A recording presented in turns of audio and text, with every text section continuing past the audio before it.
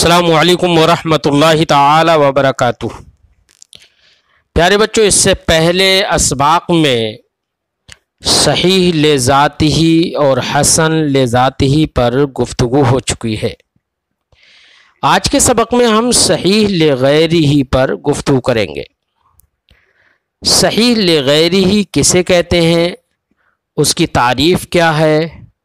اس کا مرتبہ کیا ہے، اس کا درجہ کیا ہے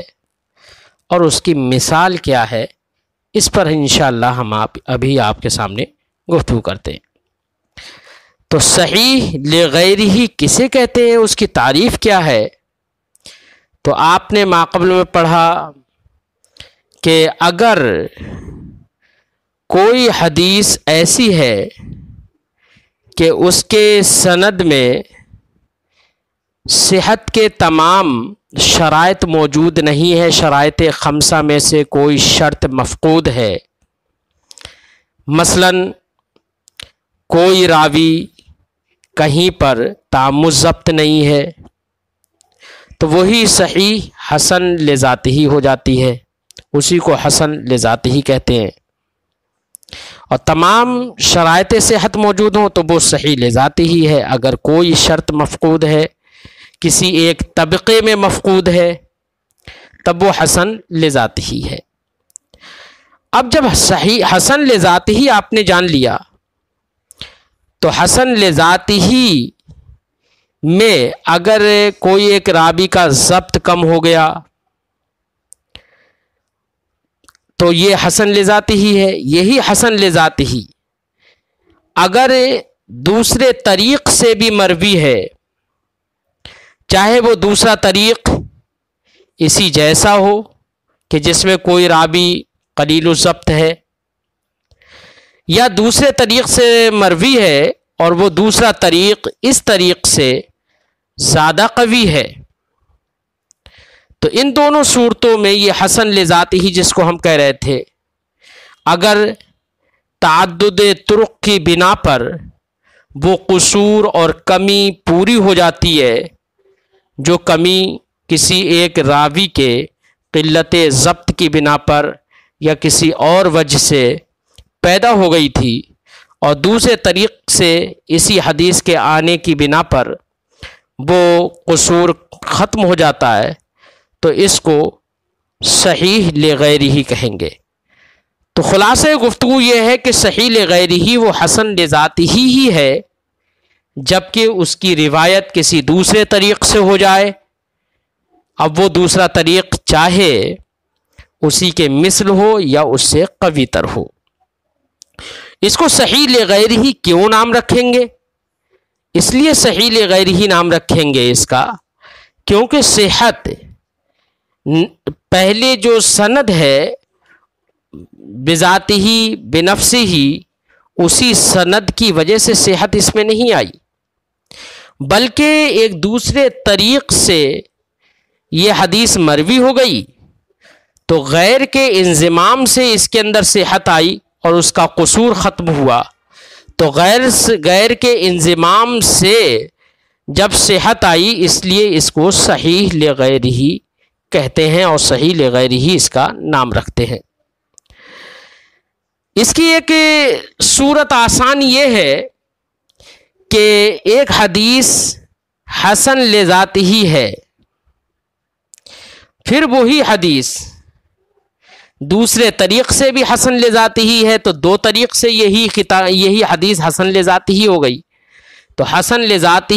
پلس حدیث حسن لذاتہ، تو ایک ہی حدیث حسن لذاتہ ہے، پھر دوسرے طریق سے بھی وہ حسن لذاتہ ہے یا اس سے تھوڑی قوی ہے، تو حسن لذاتہ پلس حسن لذاتہ مل کر صحیح لغیرہ ہو جاتی ہے۔ یہی ہے خلاصہ اس قول کا جو علامہ ابن حجر عسقلانی علیہ رحمۃ و رضوان نے صحیح لغیرہ کی تعریف میں کیا ہے۔ انہوں نے پوری عبارت سے یہی بتایا ہے جو ہم نے خلاصہ ذکر کر دیا، کیونکہ تعدد طرق کی بنا پر جو قصور تھا پہلے وہ تعدد طرق کی بنا پر قصور ختم ہو جاتا ہے، کمی ختم ہو جاتی ہے۔ تو جو صحیح لغیری ہی ہے اس کی تعریف آپ نے سمجھ لی۔ صحیح لغیری ہی کا مرتبہ کیا ہے، اس کا درجہ کیا ہے؟ تو ظاہر بات ہے حسن لذاتی ہی جو حدیث ہے پلس دوسرے طریق سے وہ حسن لذاتی ہی اور ہو گئی ہے، تو اب یہاں پر تعدد طرق کی بنا پر اس کے اندر صحت آئی ہے، تو اب یہ حسن لذاتی ہی سے تو درجے میں جو صرف حسن لذاتی ہی ہو، جس میں قصور تعدد طرق کی بنا پر نہ آیا ہو، تعدد طرق کی بنا پر قصور ختم نہ ہوا ہو، تو ایسی حسن لذاتی ہی سے یہ صحیح لغیری ہی درجے میں بڑھ کر ہوگی۔ یہ اعلیٰ مرتبہ حسن لذاتی ہی سے مرتبہ میں اعلیٰ ہوگی اور صحیح لذاتی ہی سے مرتبے میں کمتر ہوگی۔ اس کی مثال وہ حدیث مثال کے طور پر دیکھیے، محمد ابن عمرو عن ابی سلمہ عن ابی ہریرہ، اس سند سے ایک حدیث ہے کہ حضرت ابی ہریرہ رضی اللہ تعالیٰ عنہ فرماتے ہیں ان رسول اللہ صلی اللہ علیہ وسلم قال لولا ان اشق علی امتی لامرتهم بالسواک عند کل صلاۃ۔ اس کو امام ترمذی نے کتاب الطہارت کے اندر ذکر کیا ہے۔ یہ حدیث محمد ابن عمرو نے روایت کی ہے ابو سلمہ سے، انہوں نے روایت کی ہے حضرت ابو ہریرہ رضی اللہ تعالیٰ عنہ سے کہ سرکار نے ارشاد فرمایا لولا ان اشق علی امتی لامرتهم بالسواک عند کل صلاۃ، کہ اگر مجھے اپنی امت پر دشواری کا اندیشہ نہ ہوتا تو میں ضرور امت کو ہر نماز کے وقت مسواک کرنے کا حکم دیتا۔ اس جگہ پر علامہ ابن صلاح نے فرمایا کہ محمد ابن عمرو ابن علقمہ یہ صیانت و صداقت میں مشہور محدثین سے ہیں، مشہور روات سے ہیں، یعنی ان کی صداقت بھی مشہور ہے اور ان کی صیانت بھی مشہور ہے۔ لیکن آگے فرماتے ہیں لیکنہ لم یکن من اہل الاتقان، کہ محمد ابن عمرو ابن علقمہ جو کہ حدیث کے پہلے راوی ہیں، یہ صدق و صیانت میں تو مشہور ہیں لیکن یہ اہل اتقان سے نہیں ہے۔ یہی وجہ ہے کہ بعض محدثین نے ان کو سوء حفظ کی بنا پر ضعیف قرار دیا، اور بعض لوگوں نے ان کی صداقت اور ان کی جلالت اور ان کی برتری کی بنا پر، صیانت و صداقت کی بنا پر ان کو ثقہ بھی قرار دیا ہے۔ تو محدثین کے درمیان، اصحاب جرح و تعدیل کے درمیان اختلاف ہے، بعض لوگوں نے سوء حفظ کی بنا پر ان کو ضعیف قرار دیا اور بعض لوگوں نے صداقت و صیانت کی بنا پر ان کو ثقہ قرار دیا۔ لہذا اس جہت سے ان کی حدیث حسن ہوگی، کیونکہ کچھ لوگوں نے ان کو ضعیف بھی قرار دیا ہے سوء حفظ کی بنا پر، اس بنا پر ان کی حدیث کیا ہو گئی؟ حسن ہو گئی۔ اب یہ حدیث حسن ہوئی، لیکن جب اس حدیث کی طرف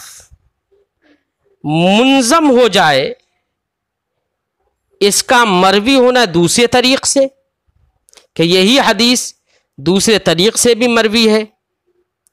تو اب جو سوء حفظ کا خدشہ پیدا ہوا تھا، سوء حفظ کی بنا پر جو ضعف آیا تھا، اب وہ ضعف ختم ہو جائے گا دوسرے طریق سے بھی، چونکہ یہ حدیث مروی ہو گئی، دوسرے راوی نے بھی اس کی روایت کی ہے۔ اب جو ہلکا پھلکا نقص پیدا ہوا تھا وہ نقص ختم ہو جائے گا اور اس کی پورتی ہو جائے گی، لہذا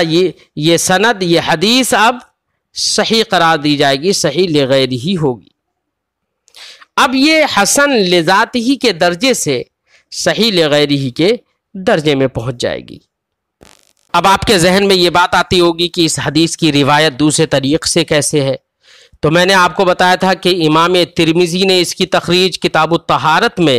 باب ما جاء فی السواک کے اندر کی ہے، اور انہوں نے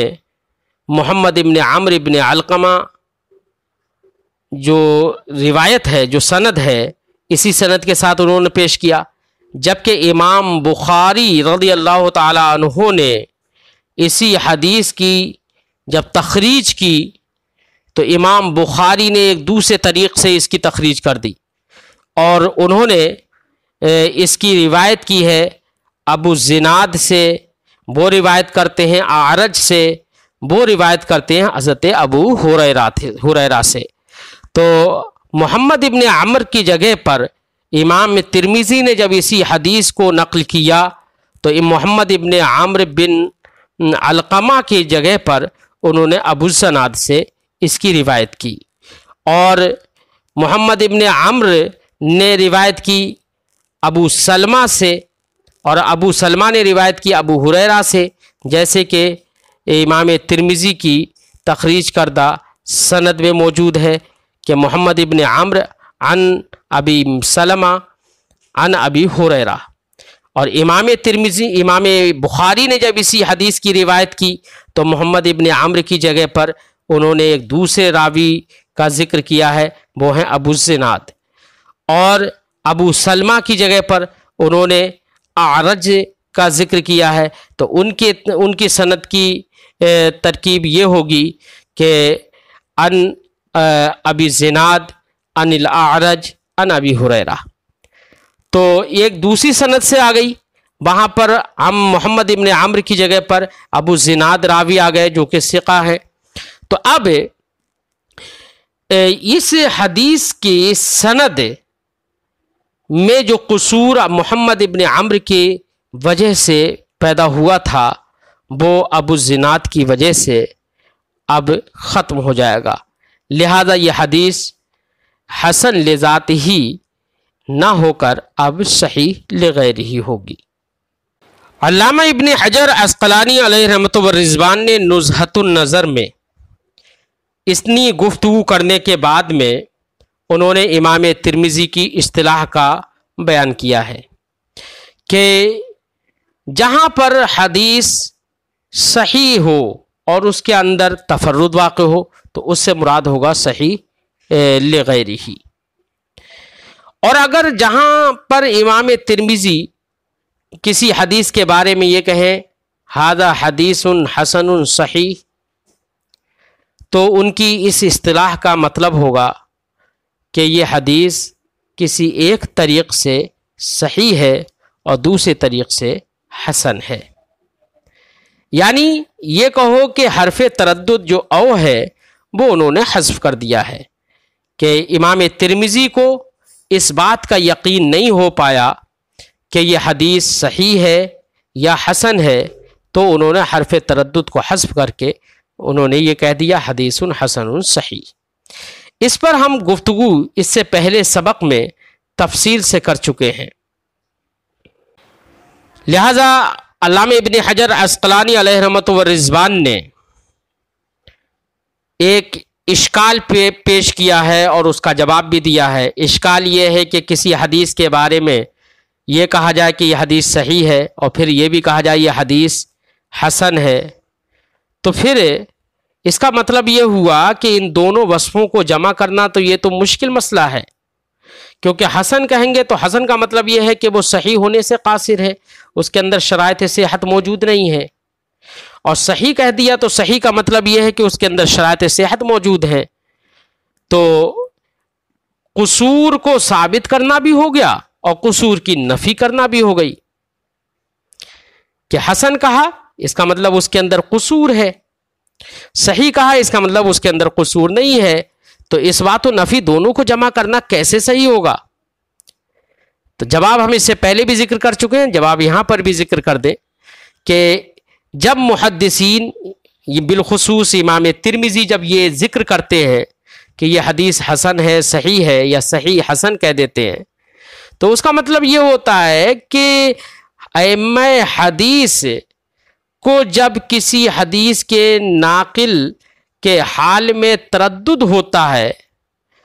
تو یہ اس بات کا تقاضا کرتا ہے کہ مجتہد دونوں وصفوں میں سے کسی ایک کے ساتھ اس کو موصوف نہ کرے، بلکہ رعایت برتے کہ اور یقین نہ دلائے کہ یہ حدیث حسن ہی ہے یا صحیح ہے۔ کیوں؟ اس لیے کہ ناقل کے حال میں تردد ہے تو یقین سے نہیں کہا جا سکتا، اس لیے وہاں پر حسن ذکر کر دیتے ہیں، اس طور سے کہ کسی ایک قوم کے نزدیک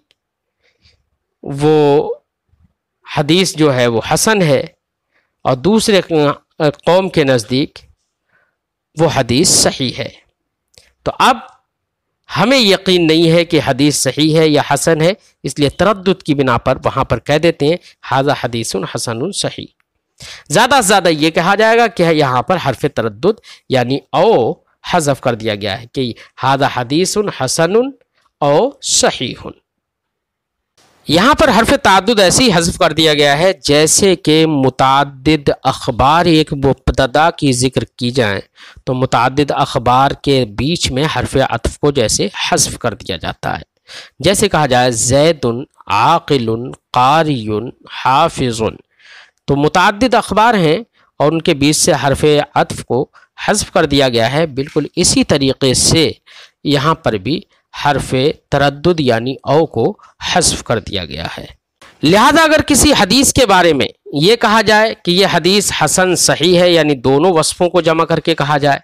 اور کسی حدیث کے بارے میں یہ کہا جائے کہ یہ حدیث صحیح ہے صرف ایک وصف کو ذکر کیا جائے، تو اب جہاں حسن صحیح کہا گیا ہے وہ اس سے درجے میں کم ہوگی جس حدیث کے بارے میں یہ کہا گیا ھذا حدیث صحیح، کیونکہ وہاں پر جزم ہے، اور جہاں حسن صحیح ذکر کیا گیا دونوں وصف ذکر کیے گئے تو وہاں پر تردد ہے، اور آپ جانتے ہیں کہ جزم یہ تردد سے قوی تر ہوتا ہے۔ یہ گفتگو صورت میں تھی جبکہ سند میں تفرد ہو، اور اگر کہیں پر سند میں تفرد نہیں ہے اور پھر اس صورت میں دونوں وصفوں کو جمع کر کے کہا جائے ھذا حدیث حسن صحیح جبکہ سندوں میں تفرد نہیں ہے، تو وہاں پر یہ مطلب ہوگا کہ یہ حدیث دو سندوں سے مروی ہے، ایک سند کے اعتبار سے تو یہ حدیث صحیح ہے اور دوسری سند کے اعتبار سے یہ حدیث حسن ہے۔ اس بنا پر اگر کسی حدیث کے بارے میں یہ کہا جا رہا ہے ھذا حدیث حسن صحیح، تو یہ حدیث درجے کے اعتبار سے اس سے بڑھ کر ہوگی جہاں پر یہ کہا جا رہا ہے ھذا حدیث صحیح، صرف جہاں پر ایک وصف ذکر کیا جا رہا ہے اس سے بڑھ کر ہوگی وہ حدیث جس میں دونوں وصف ذکر کیے جا رہے ہیں، کیونکہ جس میں دونوں وصف ذکر کیے جا رہے ہیں وہ اس میں سند کے اعتبار سے ذکر کیا جا رہا ہے، یعنی ایک سند کے اعتبار سے وہ حسن ہے، ایک سند کے اعتبار سے صحیح ہے، تو جس سند کے اعتبار سے صحیح ہے اس اعتبار سے تو وہ اس کے برابر ہو گئی کہ جس میں کہا جا رہا ہے ھذا حدیث صحیح، بالکل برابر ہو گئی، پلس اس کے اندر مزید اس کے اندر یہ بھی ہے کہ دوسری سند کے اعتبار سے یہ حسن بھی ہے، تو اب یہاں پر تعدد طرق بھی ہو گیا، اس بنا پر یہاں پر مضبوطی آئے گی۔ لہذا اس اعتبار سے اگر کسی حدیث کے بارے میں یہ کہا جا رہا ہے کہ یہ حدیث حسن ہے صحیح ہے، یہ بڑھ کر ہوگی اس حدیث سے جس میں صرف صحیح کہا جا رہا ہے۔ لہذا اس سے یہ سمجھ میں آ جاتا ہے کہ اگر امام ترمذی کہیں پر کسی حدیث کے بارے میں تین وصف ذکر کر دیں ھذا حدیث حسن صحیح غریب، تو اس کا مطلب سمجھ میں آ گیا کہ یہ حسن ان کے نزدیک ہے، ان کی اپنی اصطلاح ہے کہ اس حدیث کو حسن کہہ رہے ہیں، اور یا اس کا مطلب یہ ہے کہ کسی ایک طریق سے وہ حسن ہے، کسی ایک طریق سے وہ صحیح ہے اور کسی اور طریق سے وہ غریب ہے۔ لہذا اس میں وہم اب ختم ہو جائے گا کہ ایک حدیث حسن صحیح غریب کیسے ہو سکتی ہے، تو وہ امام ترمذی کی اصطلاح ہے کہ وہ تعدد طرق کی طرف نظر کرتے ہوئے، الگ الگ سندوں کی طرف نظر کرتے ہوئے، الگ الگ اقوال محدثین کی طرف نظر کرتے ہوئے وہ یہ سارے اوصاف جمع کر دیتے ہیں۔ آج کی گفتگو بچوں ہم یہیں پر ختم کرتے ہیں۔